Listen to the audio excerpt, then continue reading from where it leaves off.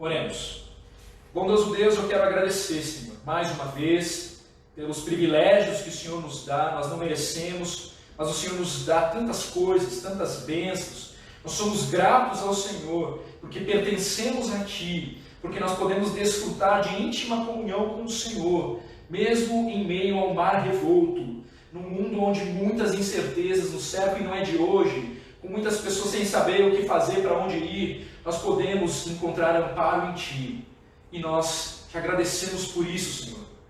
Entregamos esse tempo agora de leitura da Tua Palavra, de meditação na Tua Palavra, e pedimos que o Senhor abra o nosso entendimento, que o Senhor nos confronte e que nos leve a uma atitude prática com relação àquilo que o Senhor pede de nós. Então tem misericórdia, Senhor, da Tua igreja, perdoa os nossos pecados, perdoa as nossas falhas, perdoa, Senhor, perdoa os pecados da nossa nação, tem misericórdia de nós, Pai, e nos livra, Senhor. Nós reconhecemos que o Senhor é o nosso rochedo, que o Senhor é o nosso alicerce, que o Senhor é o nosso escudo, é a nossa salvação, e nós podemos confiar no Senhor, e não precisamos temer homem algum, e não precisamos temer mal algum, porque o Senhor vai à nossa frente. O Senhor é quem guerreia por nós, e nós nos alegramos na Tua presença, e nós te bendizemos, porque a Tua palavra é viva. Sê com os nossos irmãos ao redor desse mundo, e nos livra, Senhor, de darmos as mãos aos ímpios, sem fazer diferença nesse mundo. Nos livra, Senhor, de confundir essa ideia do que é ser um, porque nós somos um contigo, nós somos um em Cristo, e temos que ser e fazer diferença nesse mundo. Então eu clamo pela Tua igreja, Senhor. Eu clamo, Senhor, pelos meus irmãos, que o Senhor renove a fé, fortaleça o cansado, o abatido, Pai. E entregamos então tudo nas Tuas mãos, Senhor, e esse tempo que nós podemos ter agora. E assim clamamos para que o Senhor abrevie esse tempo, Deus, para que em breve possamos estar juntos, celebrando, te bendizendo, abraçando uns aos outros e compartilhando, Deus, de tudo que o Senhor reservou para nós, como Tua igreja, como o Teu povo, como o Teu corpo. E assim nós oramos pelo nome santo de Jesus Cristo. Amém. Amém, meus irmãos. Eu separei aí um texto de apoio, que você deve ter visto aí, porque recebeu o boletim por e-mail. Então, Romanos é o nosso texto de apoio, Romanos capítulo 12, a partir do verso 9. Romanos 12, a partir do verso 9 até o 21.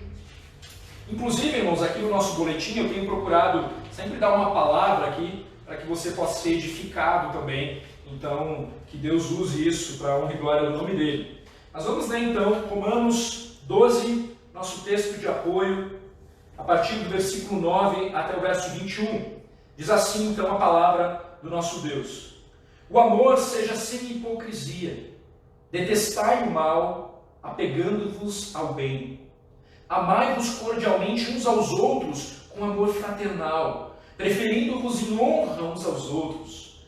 No zelo não sejais remissos, sede fervorosos de espírito, servindo ao Senhor. Regozijai-vos na esperança, sede pacientes na tribulação, na oração perseverantes. Compartilhai as necessidades dos santos, praticai a hospitalidade. Abençoai os que vos perseguem, abençoai e não amaldiçoeis. Alegrai-vos com os que se alegram e chorai com os que choram. Tende o mesmo sentimento uns para com os outros. Em lugar de seres orgulhosos, condescendeis com quem é humilde. Não sejais sábios aos vossos próprios olhos. Não torneis a ninguém mal por mal. Esforçai-vos por fazer o bem perante todos os homens. Se possível, quanto depender de vós, tende paz com todos os homens.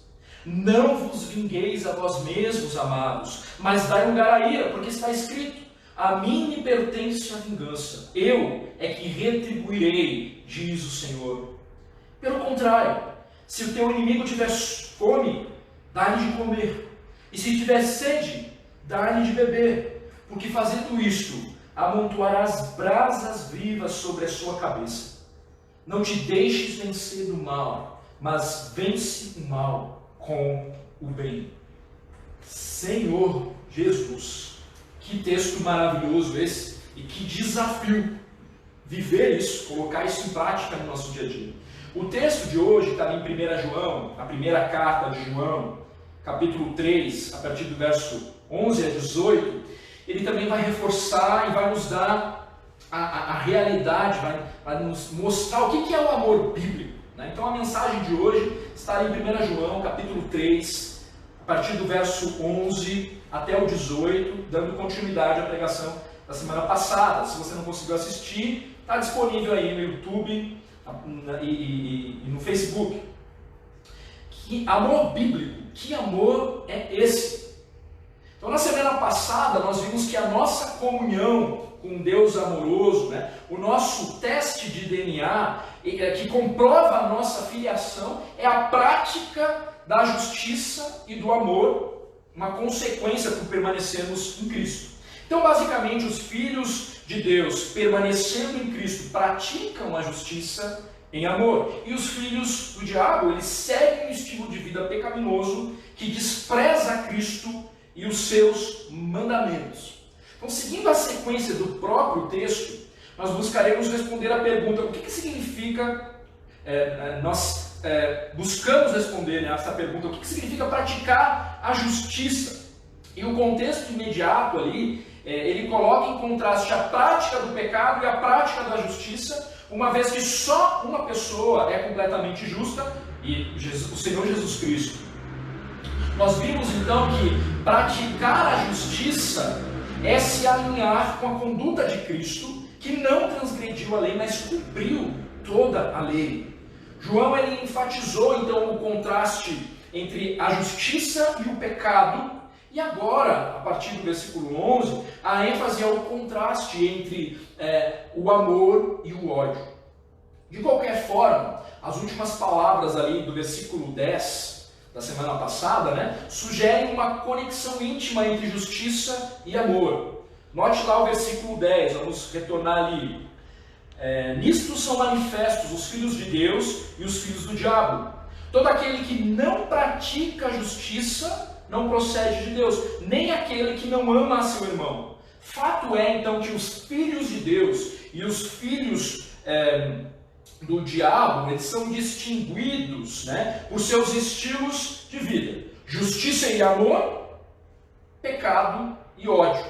E eles revelam, então, a condição espiritual de cada um. Então, a prática da justiça, ela se relaciona com a prática do amor, que é o princípio base da ética cristã. Então, no texto de hoje, João ele passa a explicar em que consiste o amor bíblico, que tem a Cristo, mais uma vez, como o referencial. Então, o amor ele foi deturpado na queda, de modo que nós precisamos de um Salvador hoje que nos ensine, nos capacite a experimentar o verdadeiro amor e colocá-lo em prática. Então hoje nós vamos entender que Cristo é o nosso referencial para o amor bíblico. Nós devemos amar como Ele amou, custe o que custar. Então, Cristo é o nosso referencial para o amor bíblico. Nós devemos amar como Ele amou, custe o que custar. Então vamos ler juntos, irmãos. 1 João, capítulo 3, a partir do versículo 11.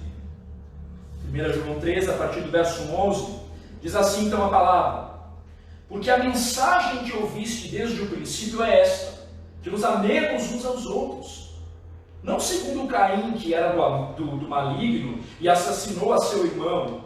E por que o assassinou? Porque as suas obras eram más e as de seu irmão justas. Irmãos, não vos maravilheis se o mundo vos odeia. Nós sabemos que já passamos da morte para a vida, porque amamos os irmãos. Aquele que não ama permanece na morte. Todo aquele que odeia seu irmão é assassino. Ora, vós sabeis que todo assassino não tem a vida eterna permanente em si. Nisto conhecemos o amor, que Cristo deu a sua vida por nós e devemos dar a nossa vida pelos irmãos. Ora, aquele que possui recursos deste mundo e vir a seu irmão padecer necessidade, e fechar-lhe o seu coração, como pode permanecer nele o amor de Deus? Filhinhos, não amemos de palavra, nem de língua, mas de fato e de verdade. Em que consiste o amor bíblico? Em que consiste o amor fraternal? Nosso primeiro ponto aqui, então, da nossa pregação, da nossa palavra, é que o amor bíblico, ele distingue dois estilos de vida, duas descendências, a de Caim e a de Cristo. Vamos ler novamente os versículos 11 e 12. Porque a mensagem que ouviste desde o princípio é esta, que nos amemos uns aos outros, não como Caim, que era do maligno e assassinou a seu irmão. E por que o assassinou? Porque as suas obras eram más e as de seu irmão justas. Filhos de Deus e filhos do diabo. No verso 11, João ele continua enfatizando a distinção que há entre os dois tipos de pessoas que existem no mundo. Aqueles que ouviram a mensagem do Evangelho e que, crendo, passaram a fazer parte da família de Deus, e aqueles que continuam mortos em seus delitos, em seus pecados. A mensagem que ouviram desde o princípio é o Evangelho. Trata-se do Verbo encarnado, do amor encarnado, trata-se de Cristo. Naturalmente, a proclamação dessa mensagem, a compreensão dessa mensagem, passa pela ideia de que nós devemos amar uns aos outros. Esse mandamento é o fundamento cristão, que tem Cristo como o referencial, em contraste com o ódio, que é a marca dos que desprezam a Deus e que desprezam a sua palavra. Então João está deixando claro que há dois tipos de pessoas, de que não há um meio termo quando se pensa em filiação. Ou você pertence a Deus, ou pertence ao diabo. Ou você anda na contramão deste mundo, ou de mãos. Precisamos lembrar o que nós comentamos na semana passada. É que Deus é quem define o que é e o que não é pecado. Não é a nossa opinião pessoal. Então no texto de hoje, Deus ele nos dá a diretriz sobre o que é o amor bíblico e sobre o que não é. A mensagem é que nos amemos uns aos outros, não segundo Caim. João ele cita Caim como um exemplo do tipo de pessoa que é marcada pelo ódio, que tem como um estilo de vida a rebeldia contra Deus e contra tudo o que é justo. Caim, então, é o produto imediato do que ocorreu com a humanidade em decorrência da queda. Ele manifesta, portanto, a deturpação do amor. Essa manifestação, então, ela evidencia a sua origem. Caim era do maligno. Ele mata o seu próprio irmão porque pertence ao maligno. Ele não passa a ser do maligno porque ele matou, mas ele mata porque tem um coração perverso que imita a conduta do diabo. E o diabo foi homicida desde o princípio. É por isso que ele pertence ao maligno, ele imita a conduta de Satanás. A palavra em grego aqui para assassinou corresponde aqui a um ato de extrema violência. Caim literalmente cortou a garganta do seu irmão. O versículo 12 ele continua: e por que o assassinou? Porque as suas obras eram más e as de seu irmão justas. Vamos ler juntos Gênesis capítulo 4. Abra aí a sua Bíblia em Gênesis capítulo 4, a partir então do versículo 2 até o 10. Vamos relembrar aqui o que acontece na história entre Caim e seu irmão. Gênesis 4, versículo 2. Depois deu à luz a Abel, seu irmão. Eva, no caso. Abel foi pastor de ovelhas e Caim, lavrador. Aconteceu que, no fim de uns tempos, trouxe Caim do fruto da terra uma oferta ao Senhor. Abel, por sua vez, trouxe das primícias do seu rebanho e da gordura deste. Agradou-se o Senhor de Abel e de sua oferta, ao passo que de Caim e de sua oferta não se agradou. Irou-se, pois, sobremaneira Caim, e descaiu-lhe o semblante. Então lhe disse o Senhor: por que andas irado, e por que descaiu o teu semblante? Se procederes bem, não é certo que serás aceito? Se todavia procederes mal, eis que o pecado jaz à porta, o seu desejo será contra ti, mas a ti cumpre dominá-lo. Disse Caim a Abel, seu irmão: vamos ao campo. Estando eles no campo, sucedeu que se levantou Caim contra Abel, seu irmão, e o matou. Disse o Senhor a Caim: onde está Abel, teu irmão? Ele respondeu: não sei. Acaso sou eu tutor do meu irmão? E disse Deus: que fizeste? A voz do sangue de teu irmão clama da terra a mim. É aqui então a palavra de Deus. O relato de Gênesis, ele deixa claro então o contraste entre Caim e Abel por meio de suas ações. Deus, ele se agrada da oferta de Abel, e essa oferta que já responde, ou corresponde a um caminho orientado por Deus, que se fazia aqui necessário um sacrifício, e Caim apresenta o que tem de melhor, mas seguindo aqui o seu próprio caminho. Certamente Abel, ele não era superior a Caim, ele não fez algo por si mesmo que fosse capaz de torná-lo ali justo diante de Deus. Mas conforme lemos, Deus se agradou de Abel e de sua oferta.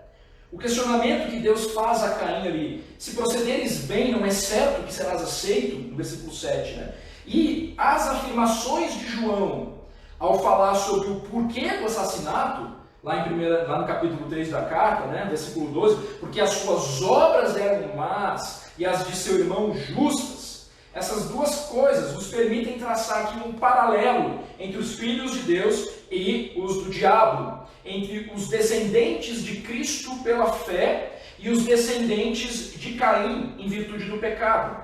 Luz e trevas, Abel e Caim, Jesus e o diabo. João acabou de afirmar aqui no versículo 7 que Cristo é o justo. Ao mencionar que as obras de Abel eram justas, então nós encontramos correspondência entre Abel e o próprio Cristo. Enquanto Caim, ele é reconhecido como sendo do maligno. O amor, ele foi corrompido pela queda. Então, Adão, como nosso representante, ele nos transmitiu uma natureza que reflete as atitudes de Caim.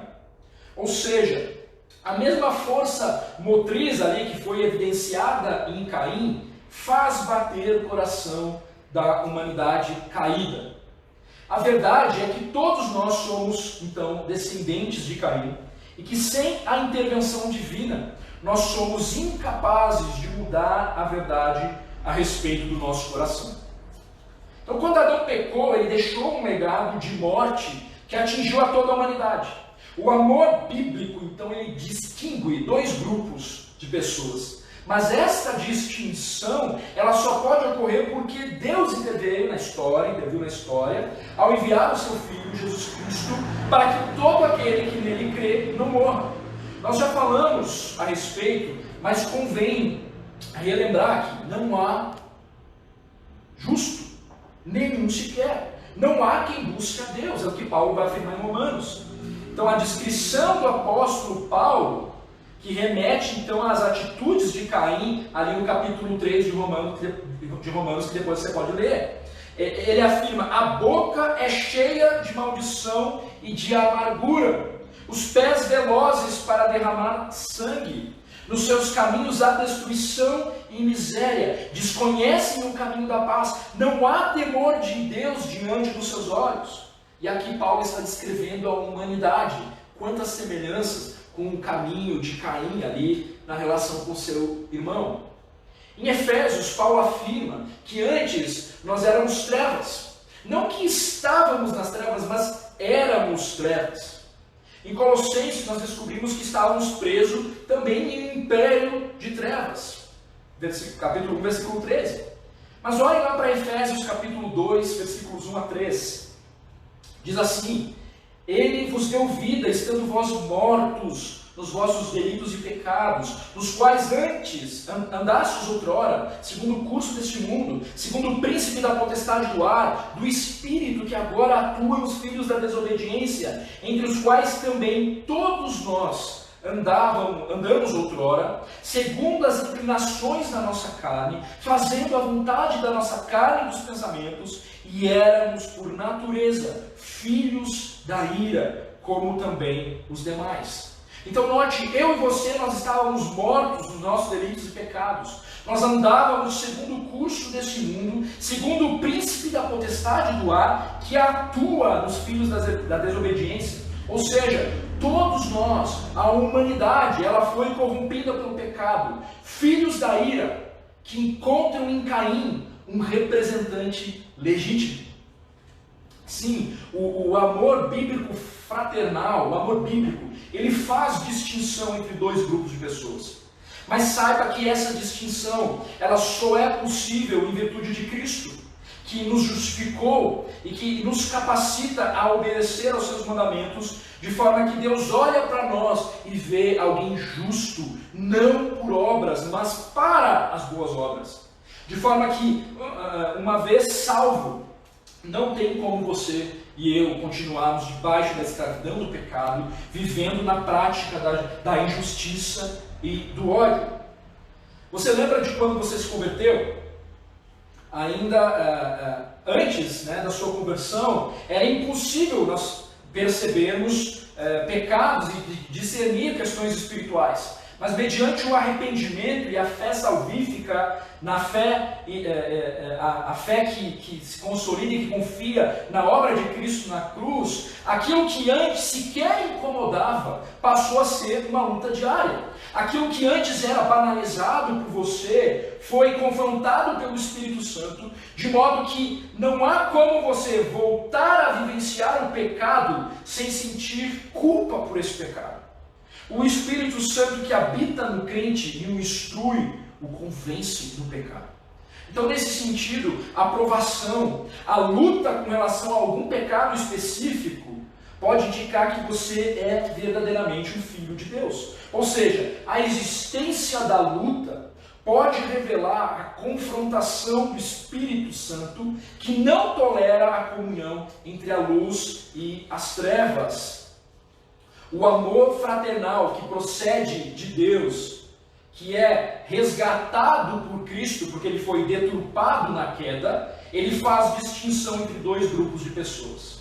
Não há como pensar em amor sem pensar no que aconteceu no Éden, na deturpação, no isolamento do Deus vivo, do qual todos fomos submetidos.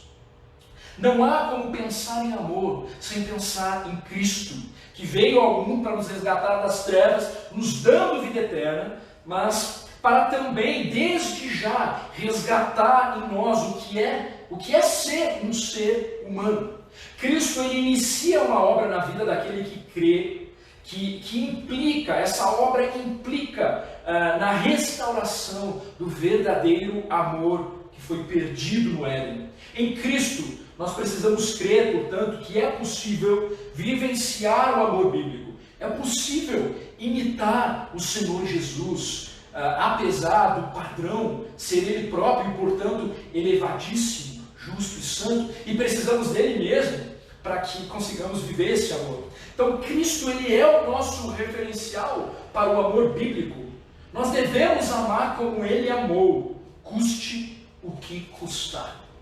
Então, entender isso e colocar em prática nos conduz ao segundo ponto aqui da nossa mensagem. Se você decidir levar a sério o teu relacionamento com Deus, e os filhos fazem exatamente isso, se você viver o mandamento de amar como Cristo amou, tendo como referencial a palavra de Deus, você se deparará com uma realidade inevitável. E aqui nós chegamos ao nosso segundo ponto. O amor bíblico provoca o ódio do mundo. Olha o versículo 13, 14 e 15. Irmãos, não vos maravilheis se o mundo vos odeia. Nós sabemos que já passamos da morte para a vida, porque amamos os irmãos. Aquele que não ama permanece na morte.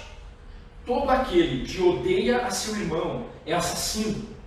Ora, vós sabeis que todo assassino não tem a vida eterna permanente em si. Estranho, né? Como pode o amor provocar uma reação de ódio. Mas João afirma que os seus leitores eles não deveriam ficar surpresos com essa realidade. Nós fomos resgatados da morte para a vida, para uma outra lógica, um outro sistema de pensamento é dado ao cristão que reconfigura o conceito que nós temos de amor. Quer ver um exemplo? O amor, né? Geralmente ele está relacionado a um exercício não exercício, na verdade, de um juízo de valor sobre o que alguém faz ou deixa de fazer. Esse mundo pensa, basicamente, né, que amar é se calar, não importando a verdade. Não importando a verdade. Até porque o conceito de verdade também está deturpado. Cada um tem a sua. E aí não importa se algum ponto da minha verdade contrapõe alguma questão básica da sua verdade. O importante é o não julgamento. O importante é o amor sem levar em conta o que se faz. Onde cada pessoa, então, no fim das contas, é o seu próprio Deus. Se submeter a um Deus santo, que tem um alto padrão igualmente santo, é impossível, é intolerável para este mundo. Porque a palavra de Deus, ela é certeira, ela é objetiva, ela não negocia a verdade em nenhum momento. O amor bíblico, então, ele anda na contramão desse mundo, porque Deus, por meio da sua palavra, ele nos diz quem somos, ele nos mostra a razão da nossa existência, ele declara qual o nosso grande problema existencial, e não só isso, ele nos mostra qual a solução para esse problema. E ele faz tudo isso sem pedir a nossa opinião. Ele simplesmente é a verdade, o caminho, a vida. Você tem se posicionado biblicamente? Saiba que o mundo continua cheio de descendentes de Caim, que irão odiar aqueles que buscam viver na prática da justiça e na prática do amor bíblico. Um amor que abraça, que acolhe, que escuta, mas que orienta sobre o que é certo e errado à luz do caráter de Deus. O amor que não confronta é uma imitação barata de afeto que não leva a lugar nenhum, senão ao egocentrismo e a uma vida miserável no fim das contas, que produz a morte e a morte eterna. O próprio ato de evangelizar, portanto, ele pode estar contaminado com um amor que não é o bíblico. Nós precisamos apontar para o pecado para que a solução faça sentido. Então não adianta querer que uma pessoa tome determinado remédio, por exemplo, se ela não crê que está doente. De nada adianta, portanto, dizer para alguém que Cristo morreu por seus pecados, se essa pessoa não se reconhece como pecadora. O amor bíblico, ele não omite a verdade. Respeitar o indivíduo é necessário, respeitar as opiniões e o posicionamento das pessoas é necessário. Mas o que não significa? Isso não significa entrar em concordância com o mal, para que ninguém se sinta ultrajado, para que todos desfrutem então de uma paz falsa, de um amor falso, que vê o mal e prefere não se estressar. Vê o mal e prefere se omitir. Prestaremos contas ao Senhor, porque Ele é um Deus santo e justo, que não negocia os princípios e as ordenanças da sua palavra. Que o Senhor tenha misericórdia de nós, que cada um de nós possa realmente ter um momento a sós com o Senhor, pedindo perdão pelos seus próprios pecados, aqueles que são conhecidos e que temos como estimação, mas aqueles até mesmo que são desconhecidos por nós, que o Senhor tenha misericórdia, que possamos, antes de mais nada, nos arrependermos dos nossos próprios pecados, certamente, mas o Senhor requer de nós também um compromisso entre família, como corpo de Cristo, de confrontarmos uns aos outros com amor, com os princípios que transbordam da palavra de Deus. E como nós precisamos da intervenção do Espírito Santo para isso, porque por nós mesmos nós erramos, nós falhamos, nós trocamos os pés pelas mãos, falamos demais quando deveríamos calar e orar mais. deixamos de falar quando deveríamos falar, quando deveríamos nos posicionar frente ao pecado. Nós somos culpados da negligência também. A nossa, então, responsabilidade nesse mundo é apontar para a verdade, apontar para Cristo e apontar para a sua palavra. E isso, meus irmãos, certamente irá potencializar o ódio desse mundo sobre cada um de nós. E nós não deveríamos nos espantar com relação a isso. E aqui cabe lembrar a frase de Jesus, as palavras do Senhor. Se o mundo vos odeia, sabei que primeiro do que a vós outros me odiou a mim. João 15, 18. Estar alinhado com Jesus, então, é entender que nós não podemos ser como o mundo e que o nosso referencial de amor não é o mesmo do mundo. Não é o mesmo do mundo. E por isso que existe o amor bíblico e um amor inventado e falso. Porque o referencial não é o mesmo. O nosso referencial como filhos de Deus para o amor, para a expressão desse amor, é o Senhor Jesus Cristo. É banhado pela graça, é banhado pela misericórdia, é banhado pela justificação que recebemos em Cristo Jesus, que nos torna aceitos por Deus Pai e que faz com que as nossas atitudes então glorifiquem e não glorifiquem a nós mesmos. O mundo prega o amor próprio como condição para amar o próximo, e ainda um amor que não julga ou se posiciona. O amor bíblico, ele imita a Cristo, confrontando o pecado, e nesse sentido, aquele que ama não permanece na morte. Aquele que em obediência à palavra ama o próximo falando a verdade, proclamando o Evangelho, passou da morte para a vida. Em João 5, 24, o Evangelho de João 5, capítulo 5, versículo 24, nós lemos: em verdade vos digo, quem ouve a minha palavra e crê, não entra em juízo, mas passou da morte para a vida. Quem ouve a palavra e crê, passa da morte para a vida. O amor bíblico confronta o pecador e fala a verdade sem medo. E isso conduz muitos a uma atitude de ódio e não de arrependimento. E isso não é de hoje. As decisões, então, e posicionamentos da igreja são como uma fonte de ódio para o mundo. O versículo 15 aqui aparece como um contraste ao estilo de vida cristão, pois aquele que odeia a seu irmão é assassino, e todo assassino não tem a vida eterna. Se a característica do mundo é odiar, a característica do cristão é o amor pelos irmãos, o amor que reflete e que aponta para Cristo. Quem não tem esse amor bíblico ainda está na morte do pecado e é considerado um assassino. E aqui abre aspas, porque o essencial para alguém ser um assassino, pelo menos do ponto de vista divino, é a atitude íntima, da qual os atos externos são apenas a expressão. Veja lá Mateus capítulo 5, versículo 21. Desculpe. Ouvistes o que foi dito aos antigos, não matarás, e quem matar estará sujeito a julgamento. Eu, porém, vos digo que todo aquele que sem motivo se irar contra o seu irmão estará sujeito a julgamento. E quem proferir um insulto a seu irmão estará sujeito a julgamento do tribunal. E quem me chamar tolo estará sujeito ao inferno de fogo. Em suma, o homem que ama é seguidor de Cristo e aquele que odeia se aparta dele.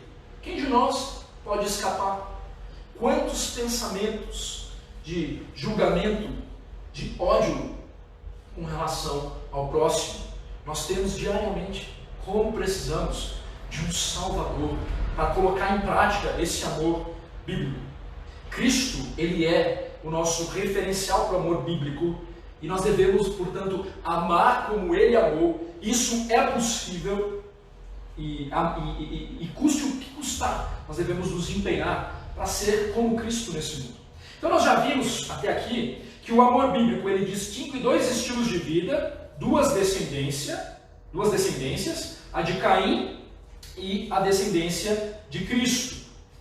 Nosso ponto 2, nós vimos que o amor bíblico, ele provoca o ódio do mundo, e Caim é um bom exemplo disso. Por que ele provoca o ódio do mundo? Porque ele tem um outro referencial. Ele aponta para Cristo, ele aponta para a obediência aos seus mandamentos. E nesse sentido, o incrédulo range os dentes contra aquele filho que teme e que busca viver amando e guardando os mandamentos do Senhor. E agora, então, nós vamos olhar para outra característica sobre o amor bíblico, também de ordem prática. O ponto 3 aqui, então, o amor bíblico é sacrificial. O amor bíblico é sacrificial. Vamos ali, versículos 16 até o 18. Nisto conhecemos o amor, que Cristo deu a sua vida por nós e devemos dar nossa vida pelos irmãos. Ora, aquele que possuir recursos deste mundo e vir a seu irmão padecer necessidade e fechar-lhe o seu coração, como pode permanecer nele o amor de Deus? Filhinhos, não amemos de palavra nem de língua, mas de fato e de verdade. A proclamação do Evangelho ela é suficiente para que o homem possa se voltar para Deus e se arrepender dos seus caminhos. A fé vem pelo ouvir e ouvir a palavra de Deus. Mas o amor bíblico e a vivência desse amor é prático também em outros aspectos. Ou seja, é necessário sim falar a verdade, expor os mandamentos e se posicionar nesse mundo, mas o amor ele não pode ser apenas de palavra, ele não pode ser apenas da boca para fora. O nosso discurso ele precisa estar coerente com a nossa prática. O referencial para as nossas atitudes continua sendo o Senhor Jesus. Ele sim levou até as últimas consequências, o seu sistema de pensamento, a sua visão do mundo. Na verdade, ele veio com esse propósito, se entregar em nosso lugar. Então, o apóstolo João, ele pega o maior exemplo de amor que existe e o coloca como um referencial para o modo como nós devemos amar. Olha o que o versículo 16 afirma. Nisto conhecemos o amor, que Cristo deu a sua vida por nós e devemos dar nossa vida pelos irmãos. Perceba aqui o padrão altíssimo de Deus. Há uma obrigação moral por parte dos cristãos que implica em dar a própria vida pelos irmãos. E aqui a ideia é a de literalmente morrer pelo outro. É um padrão altíssimo. No nosso contexto cultural aqui, pelo menos por enquanto, nós ainda não estamos passando por circunstâncias que nos possibilitem agir assim. Mas o princípio ele está estabelecido e ele é irrevogável. Nós somos seguidores de Cristo e isso deve ser levado até as últimas consequências por amor ao próximo, por amor aos nossos irmãos, por amor ao perdido.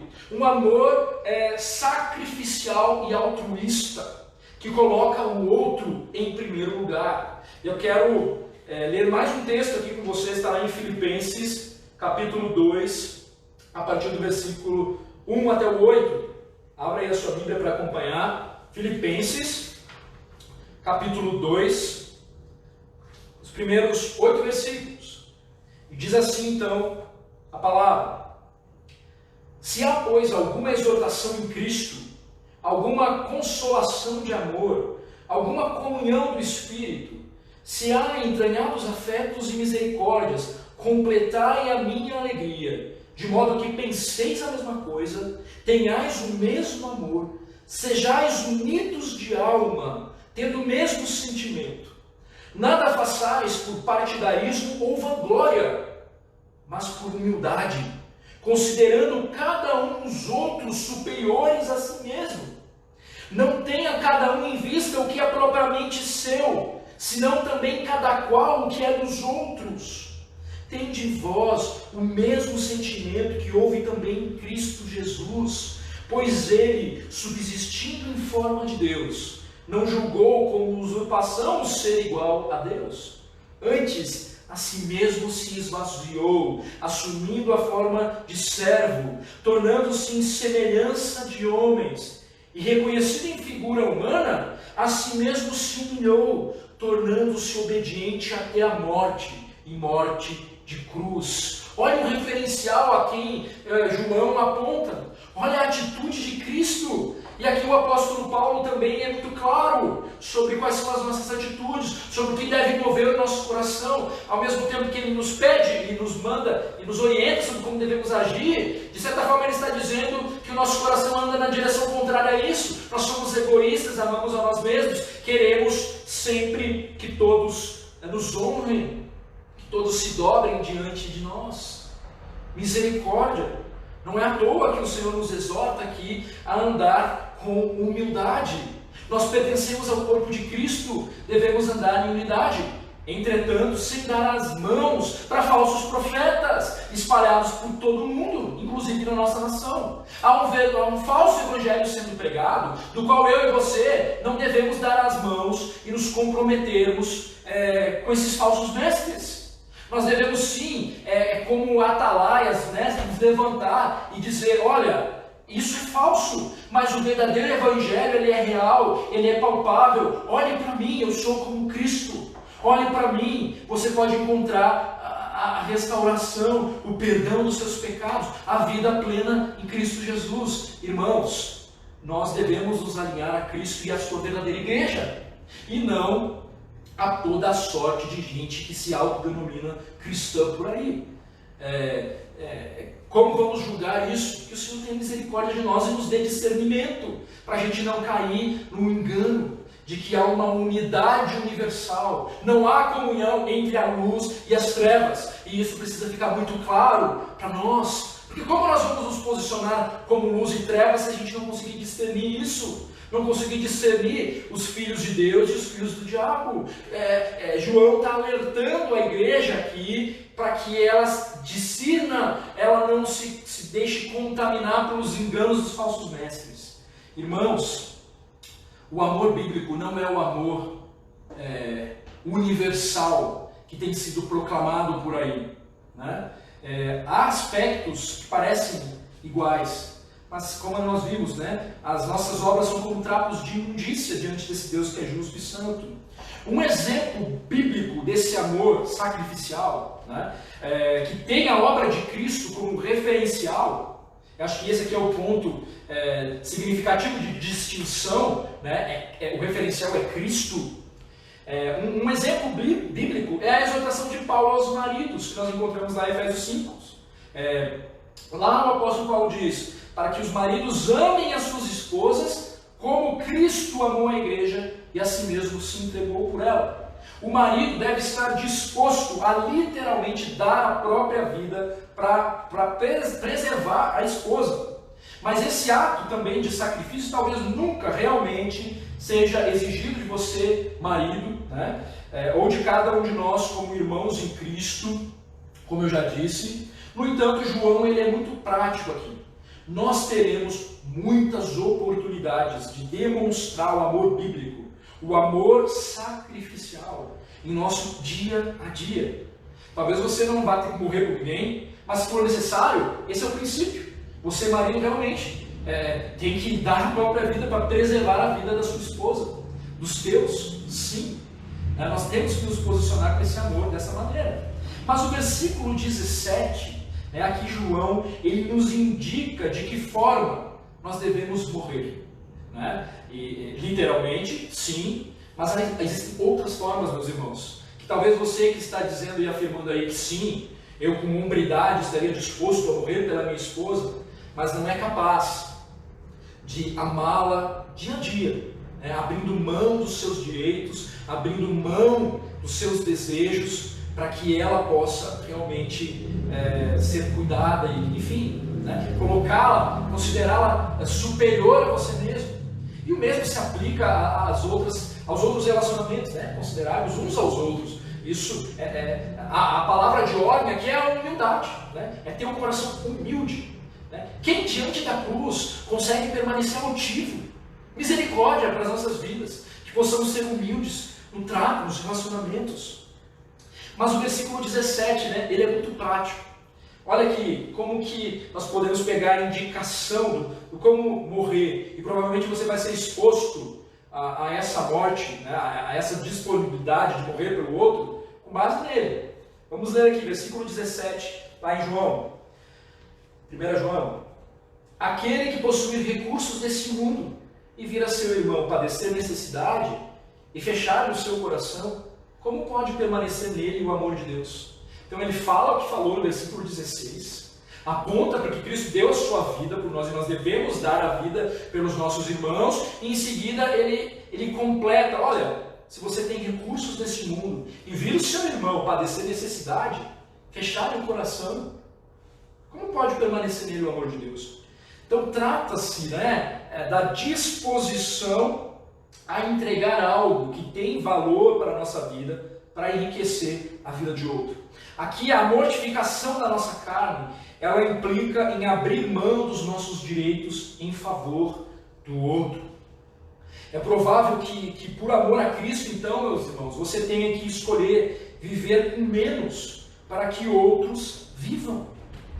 Alguns de nossos irmãos estão no campo missionário, por exemplo, e eu e você, nós precisamos estar do outro lado, providenciando os recursos para que eles continuem lá, para que eles continuem em lugares, muitas vezes, muito difíceis de estar lá se posicionando biblicamente, alguns correndo risco de vida. Qual o padrão de vida que você tem escolhido viver?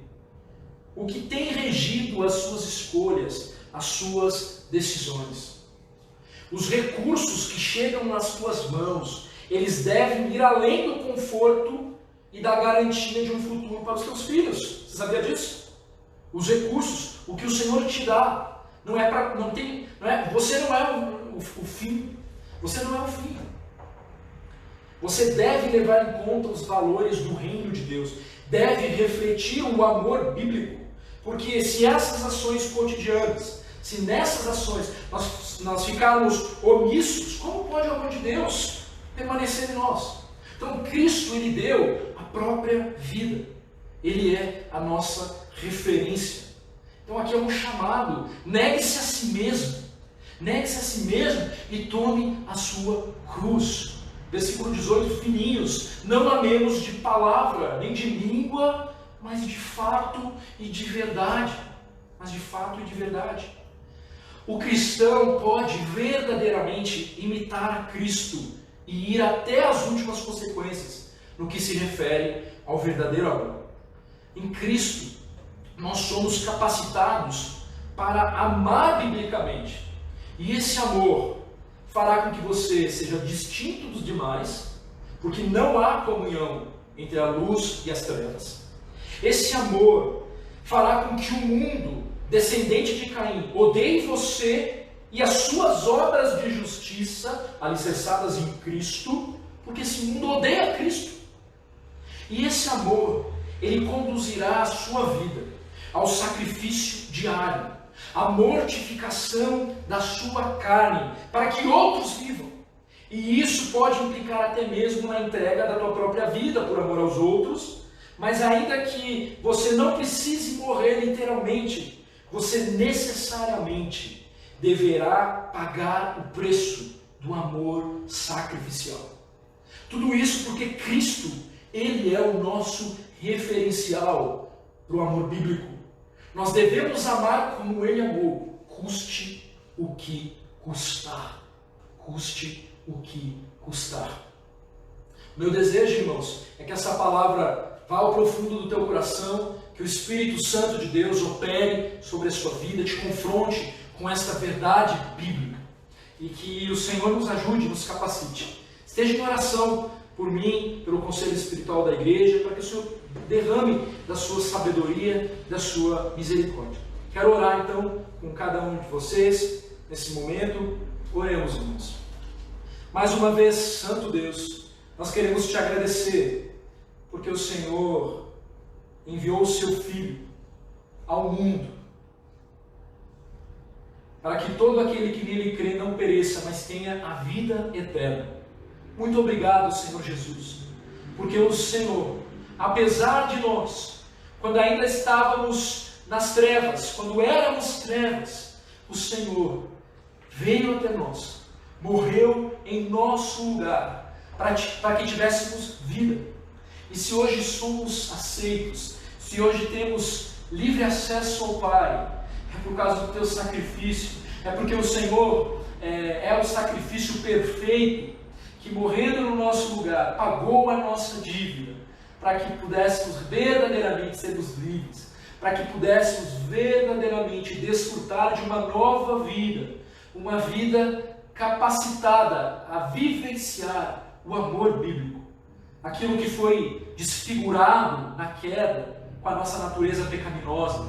Em Cristo nós podemos ser restaurados. Obrigado pela esperança do futuro, da salvação, de estarmos com o Senhor eternamente. Mas muito obrigado, porque desde já o Senhor opera nas nossas vidas, o Senhor iniciou uma obra que há de se completar em nós, e nós desde já podemos refletir o teu caráter neste mundo, sem ser deste mundo. Podemos ser luz neste mundo de trevas. Ó Senhor, nos ajude a não nos apoiarmos no nosso próprio entendimento, a entender, nos dá sabedoria para entender como o amor bíblico ele é distinto do amor pregado por esse mundo.